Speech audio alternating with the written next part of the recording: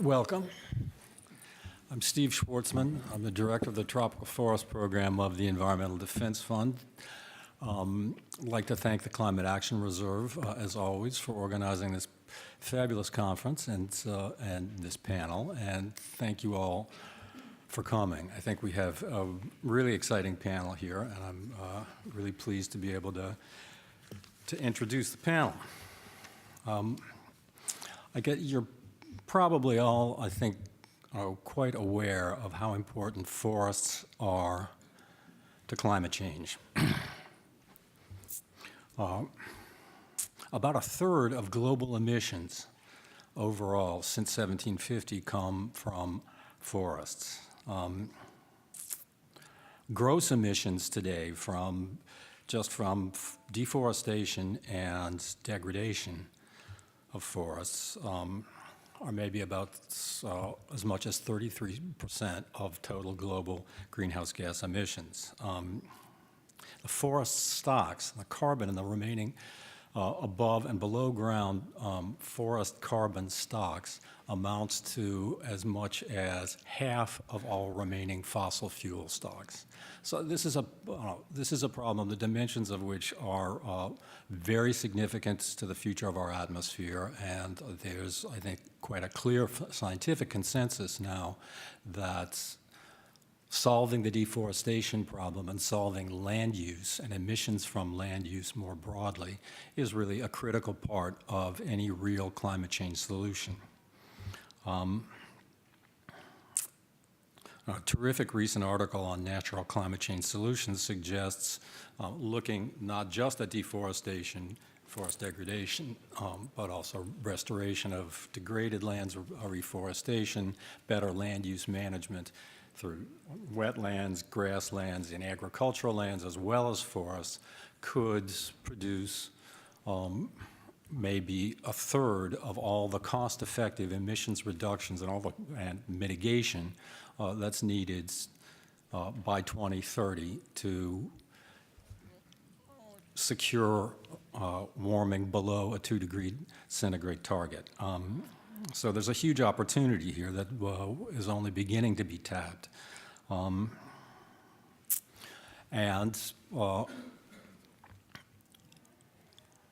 think we're very fortunate to have representatives of 3 of the global leaders on climate change more broadly, but specifically on forests here to tell us about what their countries are doing and what they see as the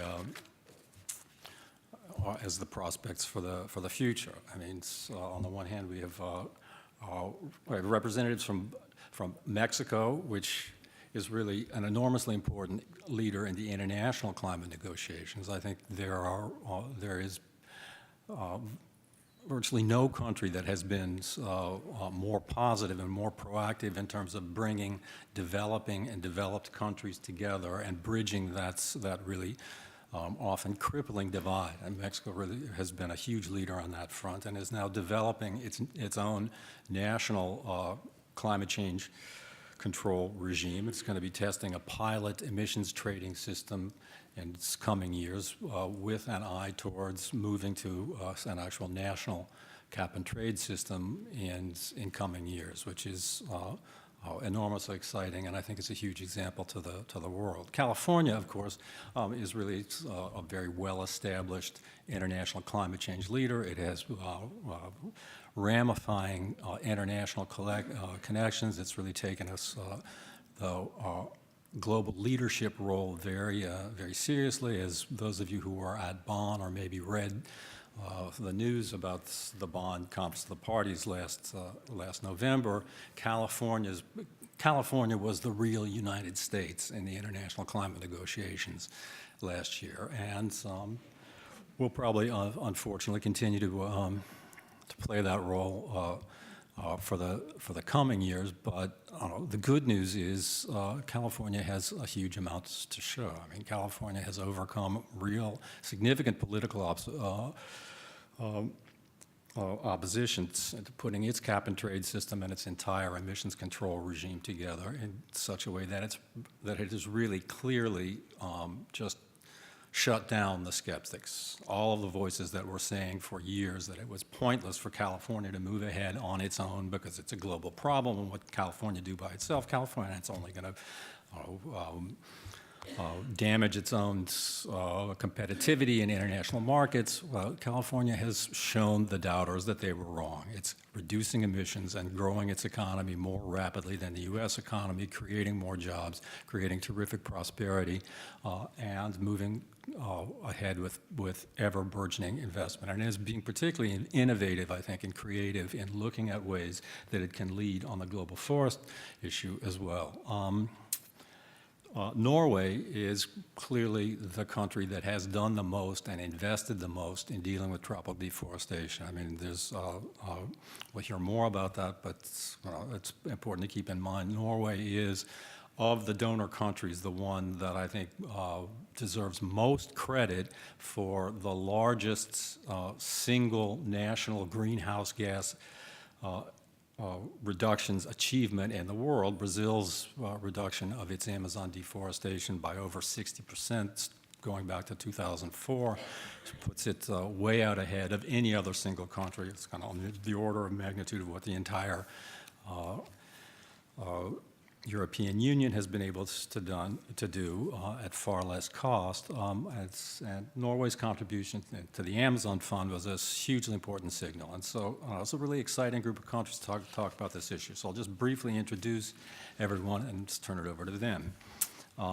First, my left is Odette Preciado Benitez, who's a director in the government of Jalisco in Mexico and works with the Interinstitutional Commission for Action on Climate Change, the state of Jalisco, and its RED working group on the state RED strategies, focusing on developing the state policy for greenhouse gas mitigation in the forestry sector through the Mexican Emissions Reduction Program.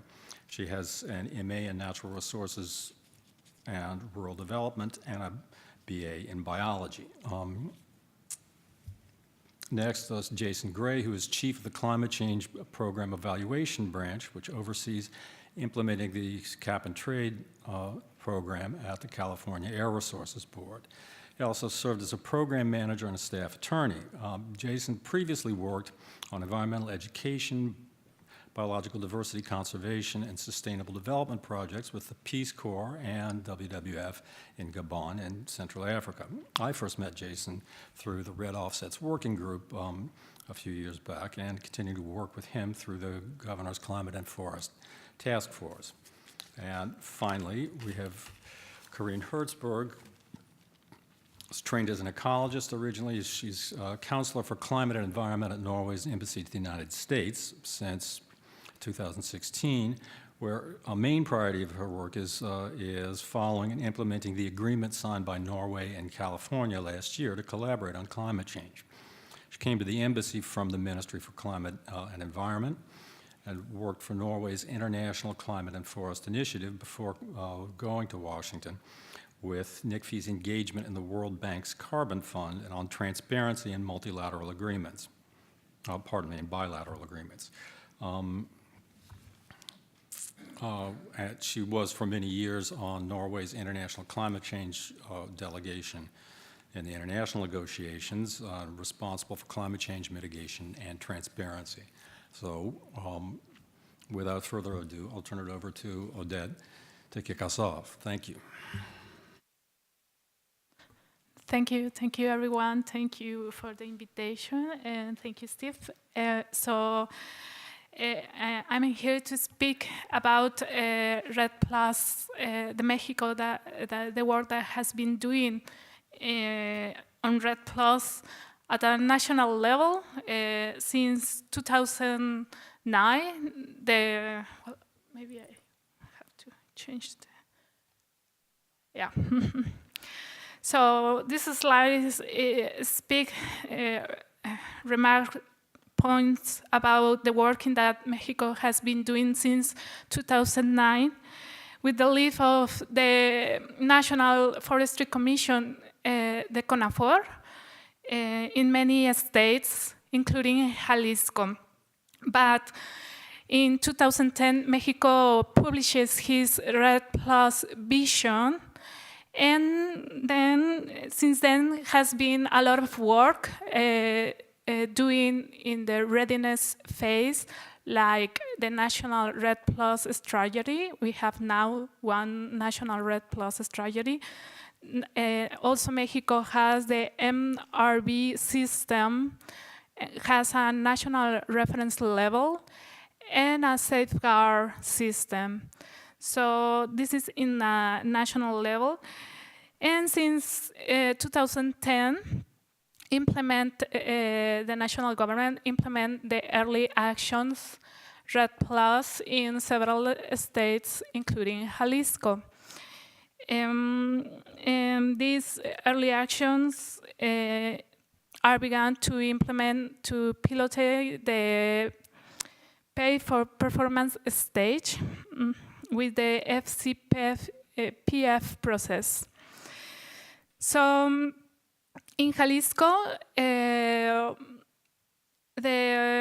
National Forestry Commission implement this early action through the special coastal program at the coastal region of Jalisco. And this program allows us to enhance the forestry governance and also to develop capacities to the sustainable forestry management, no? And also to create institutional arrangements that are important for the Red Plus intervention model in Mexico. That is like a integrated territorial development, no?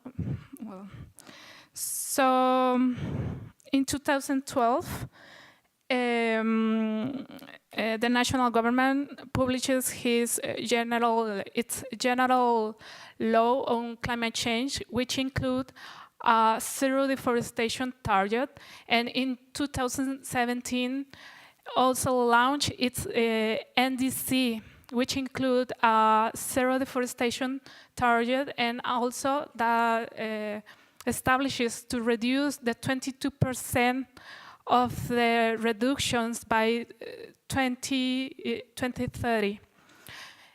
With this context, Jalisco in 2014, the Jalisco governor signs Rio Branco Declaration as a member of the GCF task force. In this declaration, it was established to reduce the deforestation in 88% by 2020. With this, also Jalisco publishes its subnational climate change law, which has almost the same targets as the national law, as reducing the GHG emissions, increasing the removal of carbon in sinks, and to become a neutral carbon jurisdiction. So, so this was the target, the goals of this law, the state law, and also because of this, the law also mandates the creation and implementation of public policies in the forestry sector. Well, so here I want to remark that in compliance of this law, we did an inventory, GHG mitigation diagnosis, that established that the follow sector in our state is responsible for the 90% of the GHG emissions. So also this law has some institutional arrangement that has to be done to implement REDD+ in the state. In particular, it mandates the creation of a Interinstitutional Commission on Climate Actions Change. And this commission is responsible of coordinate and implementing, is responsible for coordinating and implementing the public policy on climate change. I'm talking about adaptation, mitigation, and also the REDD+ policies. So this council has the power to create working groups, and in 2015, Jalisco created its REDD+ working group. And in this working group, we can find all the rural development ministries, the environmental ministries, social ministries at the national level and state level. So is a platform that where they can design and coordinate the public policies. So can you change the? Thank you. So this is the. Sorry, this is a platform that was created to coordinate these public policies, and also in the REDD+ working group, and also in 2017, the technical committee was set up. REDD+ Jalisco was Jalisco's REDD+ technical committee was set up, composed by 40 members from the social society, which include the foresters, experts, women, and indigenous people. So this group, the committee, was it will work as a council organism to consult the public policy aimed to reduce the mitigation of GHG by in the forestry from the deforestation. No? So currently, thank you. So currently, Jalisco is one of the 5 entities that are participating in the emission reduction program that was presented by Mexico to World Bank's Forestry Carbon Fund. And this program will represent an opportunity for Mexico to help achieving the NDC goal in 2 main aspects: to reduce the 22% of the GHG emission, and also to walk towards a zero deforestation target. Mm-hmm. So. The next, thanks. So the emission reduction program identifies that the deforestation and the degradation in Jalisco, this is the state of Jalisco, the process is focused on the coastal region of Jalisco, where are in this region we have intermunicipalities that calls intermunicipalities for environmental association. If we know them as a juntas intermunicipales de medio ambiente, that are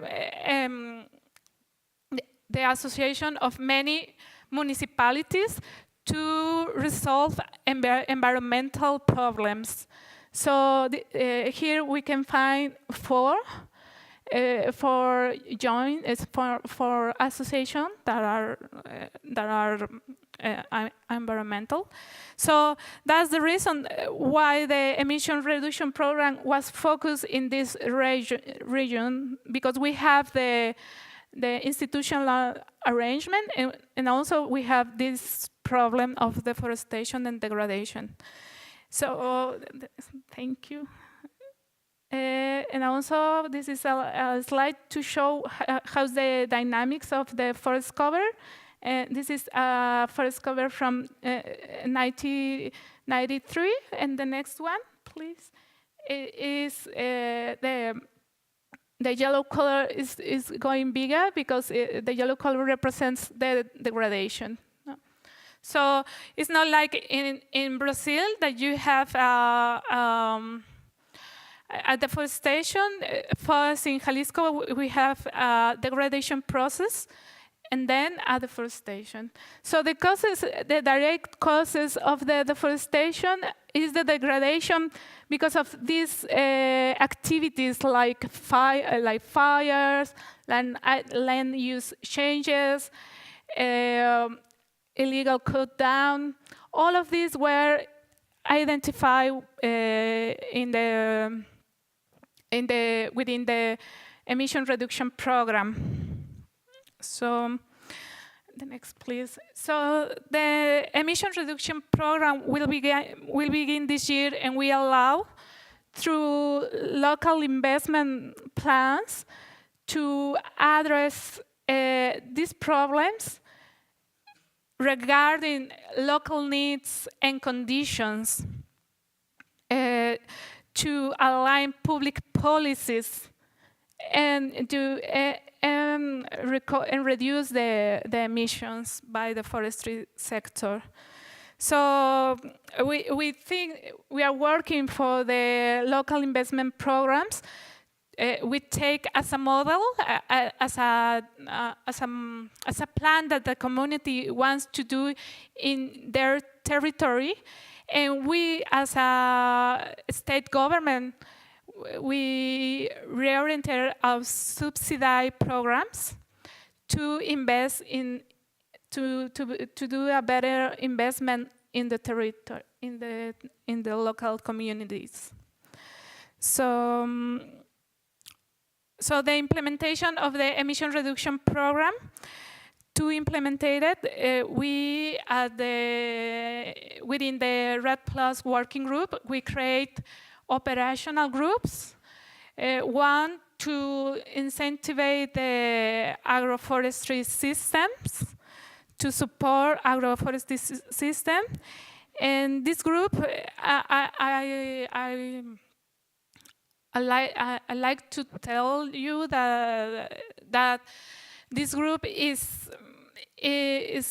quite innovating in this field, because this group amend their public policy supporting these agroforestry systems, and also it requires to the farmers to prove that they are preserving or managing their forests by presenting a sustainable forest management plan, an environmental service payment contract, or another kind of local instrument to preserve and conserve their forests. So that's what we do, taking as an example the local investment programs, and we are working to align the public policy of different ministers. So, well, I want to end my presentation saying that in the same way, this year the RED Plus working group, want to enhance the value and to improve the sustainable productive forestry progressive activities. So the forestry offset are an opportunity to keep the forest, to stress its importance, and to improve the livelihoods. So thank you. Thank you, Odette.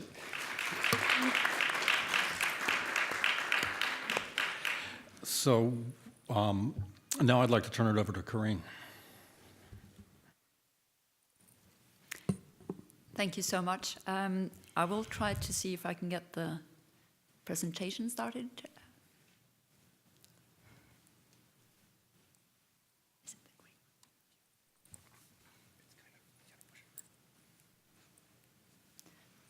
And while the technology is working, thank you so much for inviting me to be in the panel.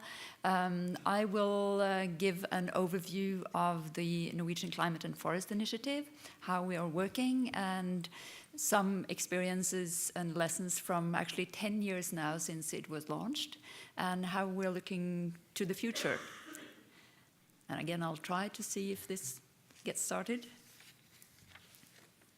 Oh, there we go. As I said, it was actually launched in 2008. So we have a 10-year anniversary this year, which we will celebrate in June during the Oslo Forest Forum, which is a biannual event in Norway, where basically the international forest community gathers to discuss and to share views and experiences. A little bit about how we are working. The initiative for the Forest and Climate Initiative really came from the climate side, and it was actually announced during the UNFCCC COP in Bali in 2007. And it was the urgency of the climate issue and the fact that deforestation was happening rapidly with grave consequences for climate change. These were huge emissions, and it was also a huge loss of a carbon sink that would have continued to be there to store carbon for the future. So the Norwegian government decided that we need to go into this in a big way, and launched a big sum of money, which has been kept up. This is reported annually to the Parliament, and there are extensive reports to the Parliament to make sure that there is the political ownership in Norway. Most recently with a decision to extend the initiative until 2030. So the goals of the Climate and Forest Initiative: working towards the inclusion of emissions from deforestation and forest degradation in a new international climate regime. Taking early action to achieve cost-effective and verifiable reductions in greenhouse gas emissions. And promoting the conservation of natural forests to maintain their carbon storage facility. At the same time, what also underpins the program is to promote sustainable development and poverty reduction. This is development aid money. I just want to clarify that when I talk about the emission reductions that are verified, and you can talk about them as emission reduction units, none of this is used towards Norway's climate commitments. It's not entered into any offsetting. So we work through a variety of channels, and on the right is just a screenshot of the Climate Convention's webpage for REDD+ partnership. It also highlights all the countries that are engaged in one way or other. A lot of forest countries that are developing or have developed their national REDD strategies, that are working on the reference levels. And you just heard a lot from Odette about what that means. I think that was just an excellent explanation. The work throughout the years up until the COP in Warsaw, actually, in 2013, was about how do we define this, how do we understand what would an international framework to reduce deforestation look like? And one very essential element of that is that you need to look at deforestation at the national level in a country. So when we're talking about national REDD strategy, that is actually a very important point. And the thinking behind that is, if you could reduce deforestation in some pockets here and there in a country, and it could increase in another part of the country, and you wouldn't have really come very far. So that's a really important basic premise of the work. It's also said that you can, on an interim basis, work subnationally, and then work to the state level jurisdictions such as Jalisco. We also work through the Carbon Fund, the Forest Carbon Partnership Facility, where a number of countries have put forward their plans for emission reductions at jurisdictional scale, following an extensive methodological framework. We work through the Governor's Climate and Forest Task Force together with Mexico, California, and others, where governors in states in Peru, Mexico, Brazil, a number of countries work to drive the strategies to reduce deforestation in their states. And we provide a lot of funding to civil society throughout in the forest countries. They're very important partners for being able to build ownership and the action that's needed on the ground. About how we work, and this goes whether we work in the multilateral channels or through our bilateral agreements. We have a number of bilateral agreements with countries such as Peru, Colombia, Indonesia, Ethiopia, and so on, and also with Brazil, and we also work in the multilateral fora. So the Norwegian financing, which is at the level of 3 billion Norwegian kroner per year, and if you divide that by around 8, you get it in dollars. The main approach we take is that we want to move to a results-based financing, pay for performance, payment for the actual verified emission reduction. But that's just one part of the story, and getting there means a lot of work and investments in building the capacity for forest monitoring, for implementing systems for taking care of social and environmental benefits, to ensure that the rights of indigenous peoples are upheld. And it means that it's a complex process. There's a lot of work, and the steps can go kind of in parallel or one after another. But there are a lot of systems and requirements that need to be met before you can be at the results-based stage, to put it that way. But that's where we put the most of our financing. National ownership is extremely important, that there is a buy-in politically, because it's the political leaders, whether it's at national or subnational level, that will be responsible long-term for accountability, for putting in place the policies that can change the trajectories. And I included the point about indigenous peoples being the best stewards of the forest with a purpose, because that's one of our really strong experiences in Brazil and also in other countries, that's where you have indigenous peoples areas that are preserved, that is established legally, that is by far the best way of ensuring that the forest stays in place too. So this is a crash course in Norwegian.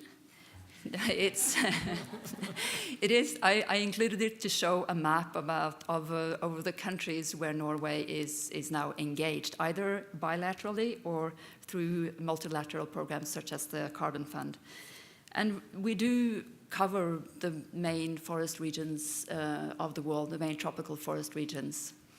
By far, most of the funding has gone to Brazil. That's the big number on the left.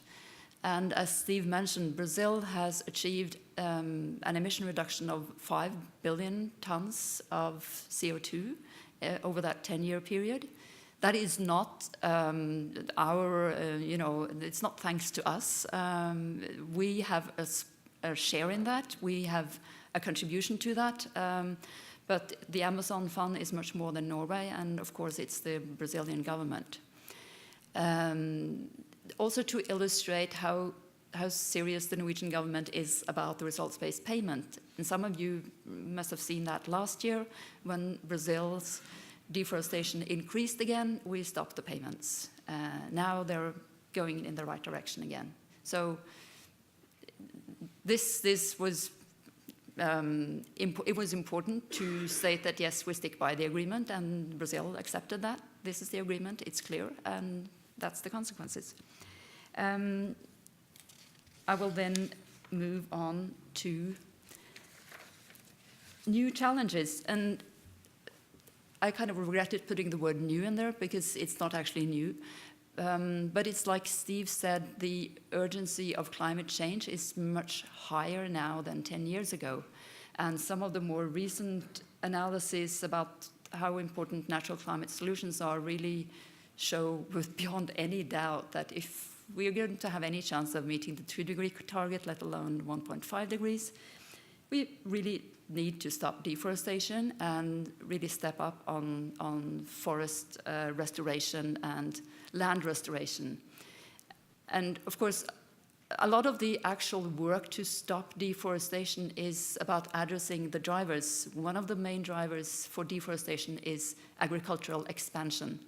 And you have agricultural expansion that leads to cutting of virgin forest at the same time as you have quite huge land areas that are degraded and unproductive.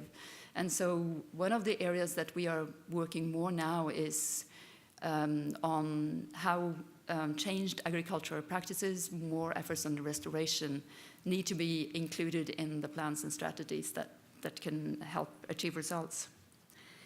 I also want to mention the Sustainable Development Goals, which were decided in 2015, which are also extremely important, and that stopping deforestation and helping forest restoration will meet not just the climate goal in terms of the Sustainable Development Goals, but also goals related to food security, water management, and so on and so forth.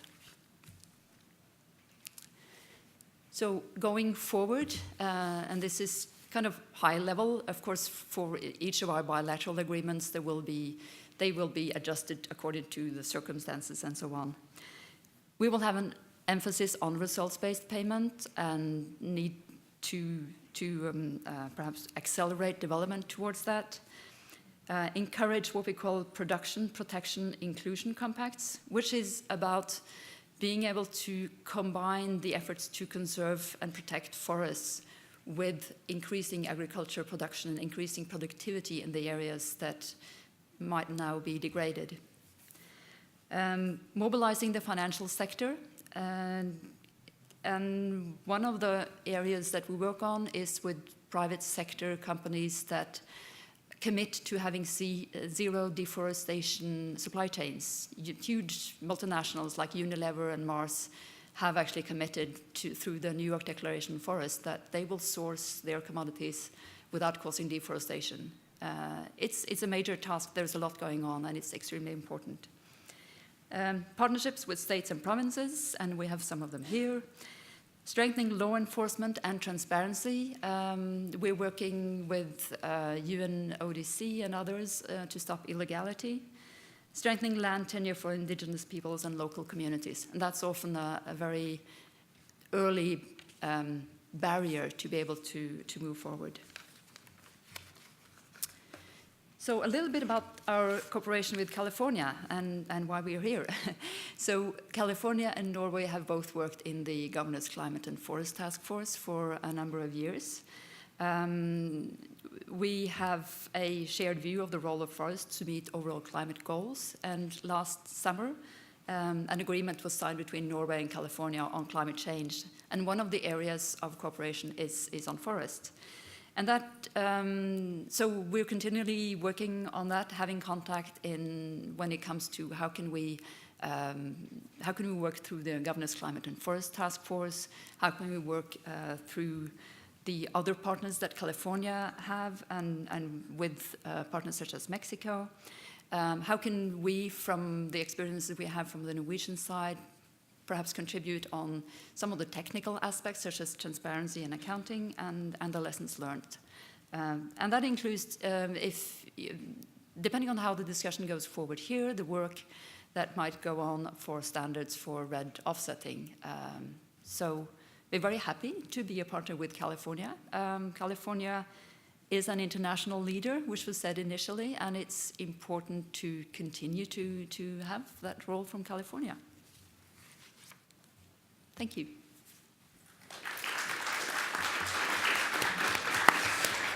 Thank you very much, Corinne. And now Jason.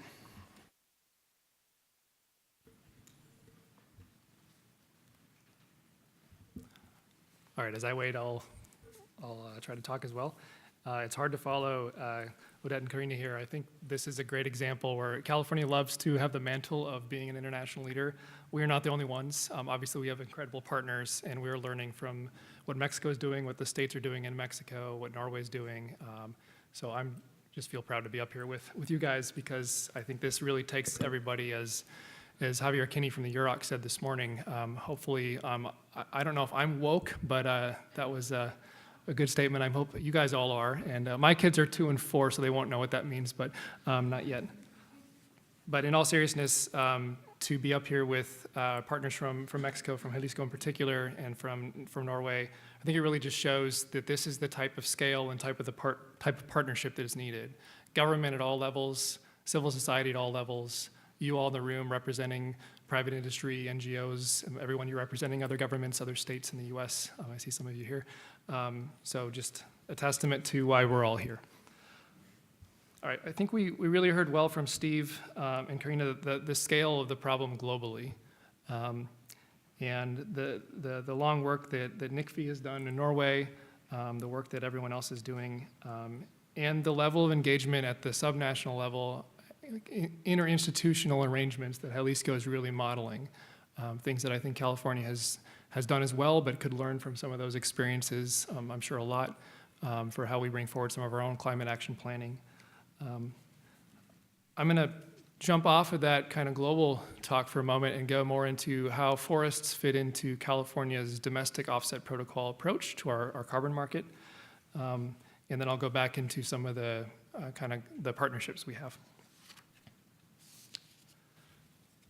For those who've seen me give talks in the past, I'm typically very word heavy. Today I'm going to go for tiny little words on some picture slides, so bear with me.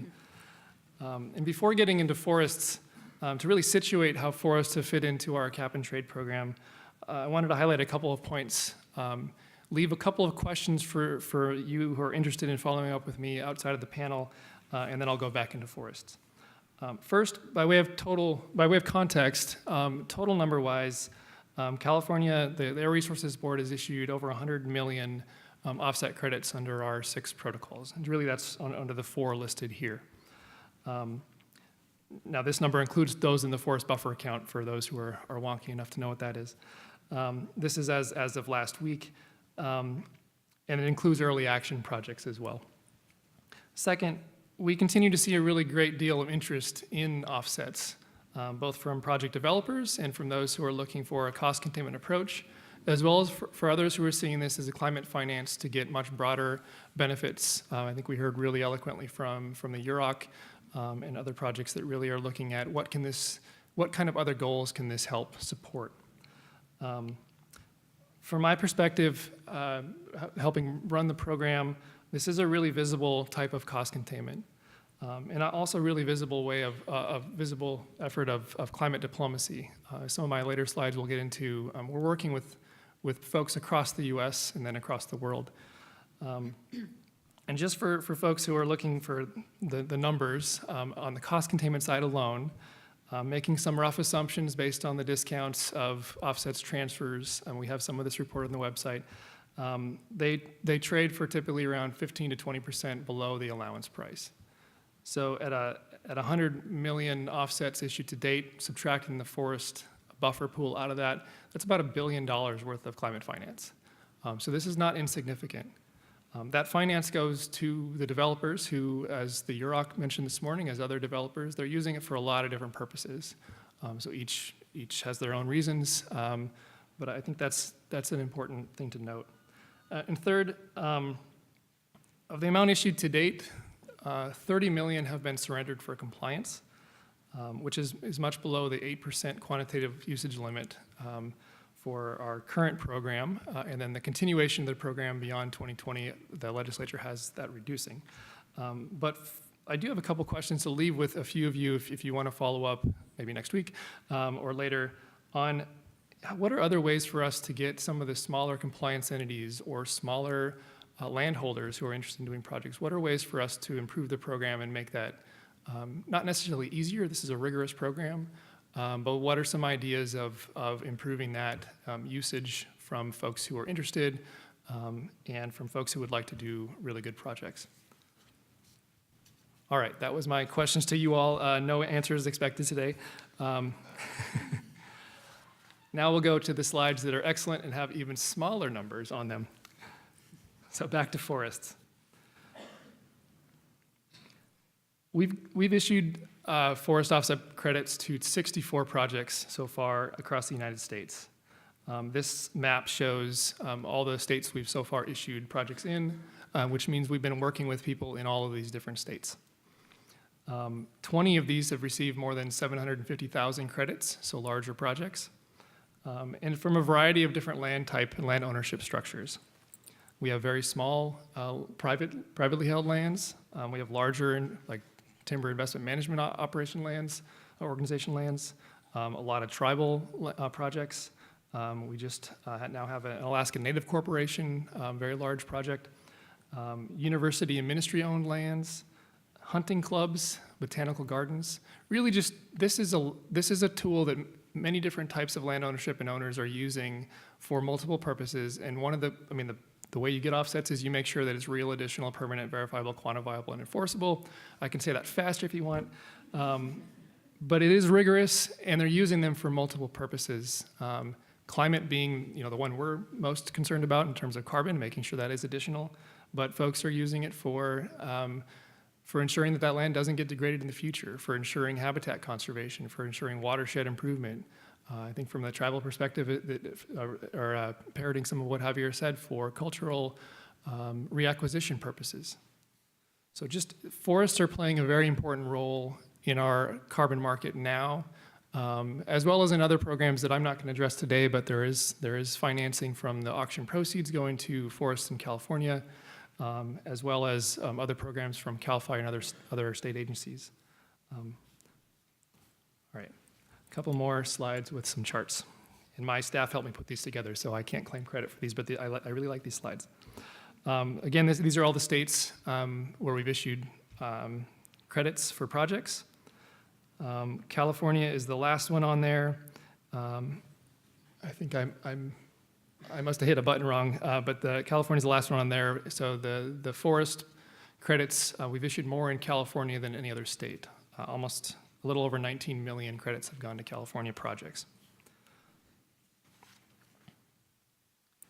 And this is a cool slide showing when we've issued them. So you can see the interest has increased as the program has gained in maturity. A lot of early action projects in the beginning, leading into early action and then compliance projects now. That 2017 is not a blip. It's just there are lots of projects that are still getting their verification and reporting done. They have about a year to finalize that, so we expect there will be more in 2017. It's just that's the one we've issued on, or those are the ones we've issued on to date. Yep. Excellent. People know the program. I looked at Barb to make sure she nodded. Okay. And then I did want to note, our forest offsets and our offsets program generally is also something we're partnering on with our linked partners in Quebec and in Ontario. And I think that was actually something I meant to mention a little earlier. Steve talked about California's market as being really robust, and it's robust, I think, because we have partnerships. And actually, one of the projects in New Hampshire, the name of the project has Connecticut in it, but the project actually is in New Hampshire, was used, some of the credits from that were used for compliance by several Quebec entities in their first compliance period. So that is just showing that it is a joint market, it is a joint program, and it touches the United States and Canada. All right, another map. I think one of the things that I've been most privileged to work on in the carbon market space, and in particular on forest offsets, is the engagement with tribes like the Yurok. And I really want to emphasize how that came about. That was not something that the California government sought. Typically, we don't have jurisdiction over tribal lands. We didn't really consult with tribes in the initial design and development of the cap and trade program until the Yurok came and said, "You're going to consult with us, and we want to be included, and you're going to include us." And they found very receptive partners in the state government here. But I think that just goes to show that as others are looking to design programs, the experiences that Karina and Odette talked about, indigenous rights, land tenure, engagement with tribes and indigenous communities has to be part of the picture. We are very lucky that the UROC brought it to us in time to make sure that we negotiated with them. We worked through this with different tribal governments so that there is a pathway for tribes to participate if they want, and that's also crucial to emphasize. This is something that is tribal specific. If a tribe wants to participate, there's a process. If they don't have to, and that's really similar across the partners of the Governor's Climate and Forest Task Force. There's no forcing anyone off land. This is a partnership by government with indigenous communities and others. And the UROC helped us work through this in a public process. You can look at our rulemaking record and see some of the public comment we had from the UROC chairman and some of the other folks in the UROC, as well as other tribes. And we've gotten to a place now where forests on tribal and Alaska Native Corporation land actually are the majority of our forest offset credits. So we've had 8 different projects, 1 Alaska Native Corporation project and 7 tribal projects. 3 of those are in California. 6 of those have gotten more than 1 million credits each. And 3 of our largest, the 3 largest projects in our entire program are tribal or Alaska Native. So the numbers are really, really small on that right-hand side. But of the 79 million forest credits we've issued to date, more than 41 million are tribal or Alaska Native. That's about 52% of our total forest offset credits. And again, using some rough estimations on the 15% discount and today's market value of allowances, that's about $432 million worth of climate finance for folks that are doing really incredible work. That's actually more than the Greenhouse Gas Reduction Fund amount that is used for national working lands. So recognizing that not all this is being in California, but it's a significant amount of our program, and that's something the tribes brought to us, and we worked through it with them. And with that, I'll leave California for a second, but this tribal engagement really takes me to the next point, or next couple points. Our engagement on forest from the cap and trade program perspective is not just limited to our domestic protocols or our engagement with tribes in the US. We are also having the 10th anniversary of the Governor's Climate and Forest Task Force this year. 2008 was a big year for lots of things. 2018 will be a good one as well. The GCF now has 38 states and provinces from around the world, 10 different countries represented in this partnership. It's tripled in size in the last about 5 years. And these are really innovative partners that we have, like Jalisco, like Acre in Brazil. You can see the map on here, but just a really incredible group of governors, and from my perspective, an incredible group of civil servants that we get to work with and learn from and share experiences with. Odette mentioned that in 2014 at the GCF meeting in Rio Branco, Acre, the Rio Branco Declaration was signed, and different governments, including ours, have endorsed that at varying points of time, but I believe every jurisdiction now has endorsed it. And that had really 2 main prongs that I'll talk about today in terms of the importance of partnership and the importance of forests. The first, as Odette mentioned earlier, was a commitment to an 80% reduction in deforestation by 2020, with an important proviso on there that it's contingent on financing. So that is where the GCF has really been working with a lot of folks. Norway has been really providing a lot of expertise on how that's happened to date. What are other ways to demonstrate this payment for this results-based payment? So that's a really critical aspect of the Rio Branco Declaration. Just in terms of scale, the state of Acre alone, which is about 3 times smaller than California, that 80% reduction would be about 151 million metric tons of avoided emissions.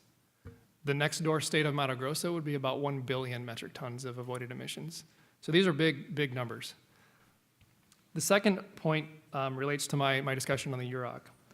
The Rio Branco Declaration emphasized the role of subnational governments, or the role that subnational governments are now being put into thanks to the leadership of the UROC and indigenous communities around the GCF jurisdictions, of directly engaging with indigenous communities, tribal government, indigenous government. Typically, tribes in the US and indigenous communities around the world engage a lot with their national governments. And I think the GCF experience has really shown that there are other levels of government that are also really important to engage with. So the Rio Branco Declaration showed the commitment of these different governors from these 38 member states and provinces to engage at that level. And there's some organically grown working groups that have formed from the GCF, not run by the governments, not run by us, but indigenous leaders and tribal representatives, including the Yurok, including Mayan communities in Mexico, including folks in Brazil, Peru, Indonesia, and elsewhere, bringing a power base to the discussion with government. This has really helped, I think, shift the dynamic for land tenure access and land tenure discussions by saying, look, we're not just a constituent, we're an important member of your state. We're often indigenous governments. And if you're going to be looking at results-based payment from Norway, if you're going to be looking at whatever standard setting that other market programs can be accessing, they're looking to make sure that there's consultation and there's engagement. So that has become a really critical, fundamental piece of the GCF's governance structure and the GCF moving forward. And I think that's just a phenomenal outcome. It's not done yet, but I think it's a phenomenal step forward. And then through the GCF, we've continued to work on looking at how California can develop a compliance grade standard. This is something we've been working on for almost 10 years as well, with Steve and others through the Red Offset Working Group, and we had workshops several years ago. So staff at the Air Resources Board is still very interested in determining how can we develop how can we finalize the work we've been doing on a compliance grade standard that could potentially be used in our program, could potentially also be used in other programs, or leveraging existing models through the World Bank FCPF, the Carbon Fund, through VCS-JNR, other models that are out there, and really highlighting here's the pieces that in California's view are the minimum requirements against which we could assess a potential partner for our market purposes or for a purpose like that. So that's work that is still ongoing. And the GCF, I think, has been really critical for us to learn from experiences of our tropical partners. And also, I know there's a very strong interest for many of them to help us move that standard forward. All right. Sorry. No, go ahead. One more slide. Am I out of time? Okay. Next steps. So we're going to continue collaborating with the GCF partners. We are co-hosting this year with our jurisdictional partners from Campeche, Yucatan, and Quintana Roo, the 10th annual meeting of the GCF in September, right before the Governor's Global Climate Action Summit. So it's right down the street here in September. Continuing to assess how we could bring forward a compliance grade standard. And then we have a regulatory process underway, as some of you may know. I did want to note for those who are really following this, given the timing of this rulemaking, as we continue to consider a standard, we just don't have time to bring forward any type of linkage. So it's a technical term. We'd have to go through a legal process if we were to link within the jurisdiction. That is not on the table for this year, given timing of everything else going on. But we are still really interested in figuring out how we'd bring a standard forward. So here's key events, and I'm done. Sorry. Thank you, Jason. So unfortunately, we're out of time, but I think the panelists would be happy to talk to people if you have questions and want to discuss anything with us. So thanks to all the fabulous panelists, and thanks to all of you for coming.